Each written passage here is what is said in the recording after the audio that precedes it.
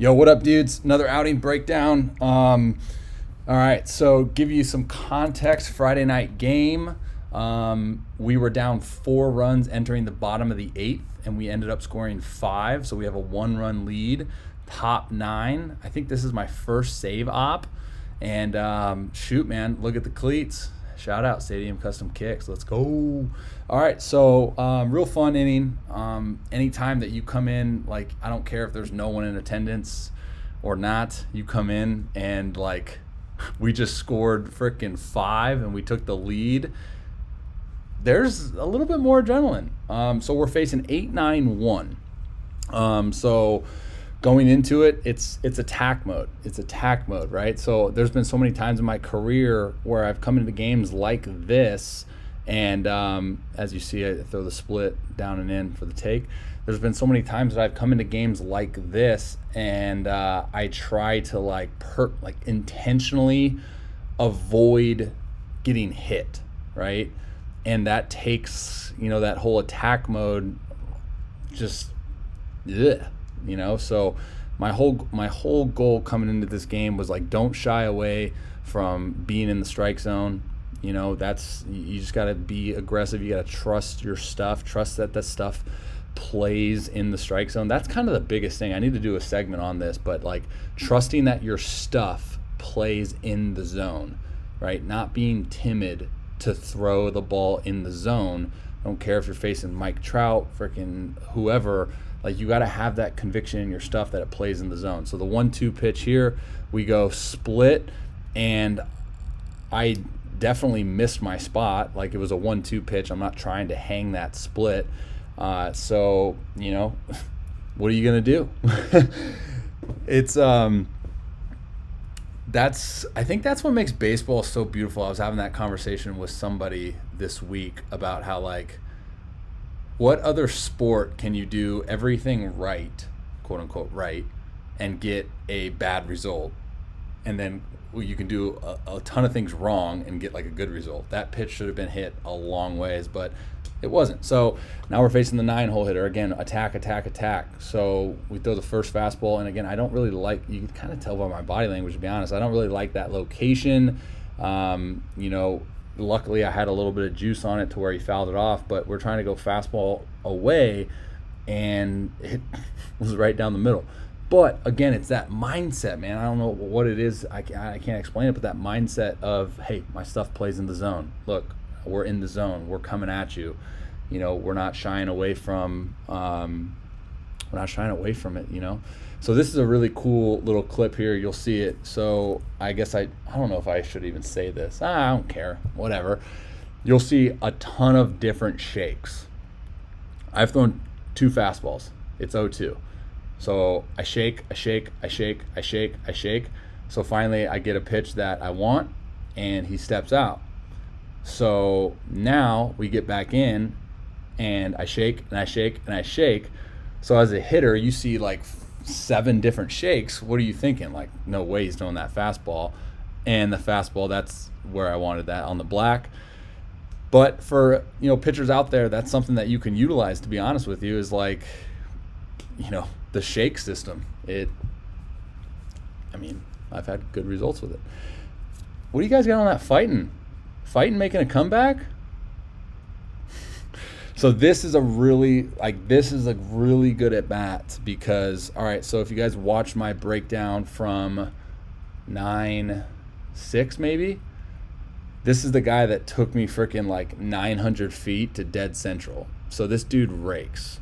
What was the scenario, right? It was a first pitch fastball right down the middle that he took, and now I'm like, hey, here's a slider, right? First pitch. It goes back to that learning curve of kind of identifying what hitters want to do.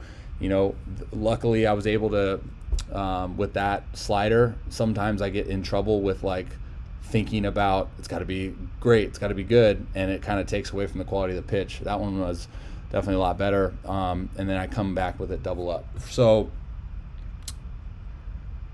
the biggest thing, I guess, with the slider for me, especially in this particular situation, him being a really good hitter, is to keep it like fastball out of the hand. I got to sell it with hand speed, there's often times where I struggle with my slider by like thinking slider and then throwing the slider from like way back here instead of fastball, fastball, fastball, slider. So now I didn't like that pitch one bit. If you've been following these breakdowns for a while, I forget which one it was, but I said that my fastball does not play away, and I gave up an 0-2 hit away, and I just did that same thing, but it does actually set up this at bat, and you'll see this is a really good AB. So we're still 0-2. He fouled off that one. You can see he stands pretty far away from the plate.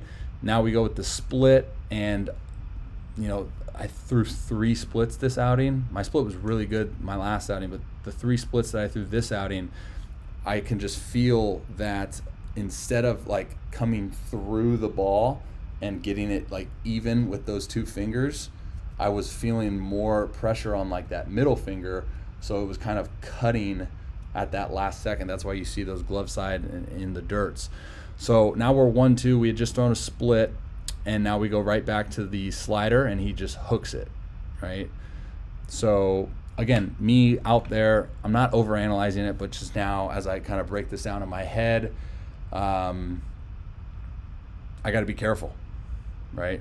I got to be careful with that slider, because the second that I throw another one just like that, if he's on time, oof. The only thing that benefited me there was I went split, which he could have even thought that it was a slider in the dirt, and then I doubled up with the slider, so he was a little antsy.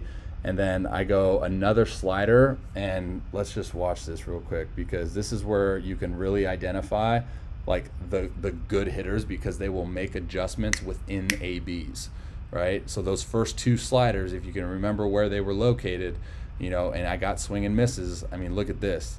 Remember, this is a 1-2 pitch.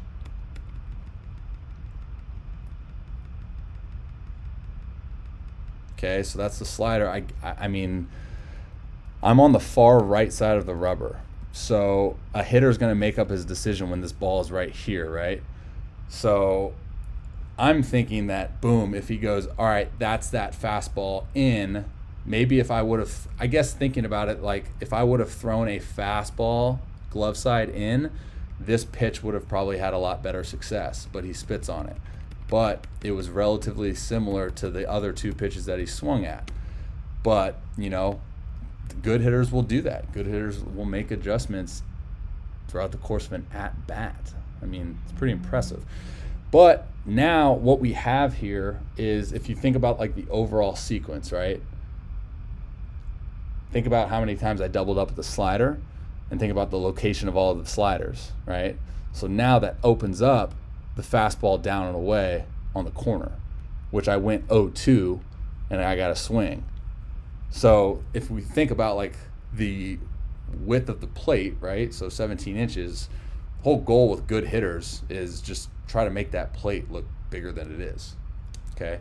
But yeah, that was cool, man. I mean, like, I don't get a whole lot of strikeouts looking. So for me to come in and get 3 looking, like, that was pretty cool.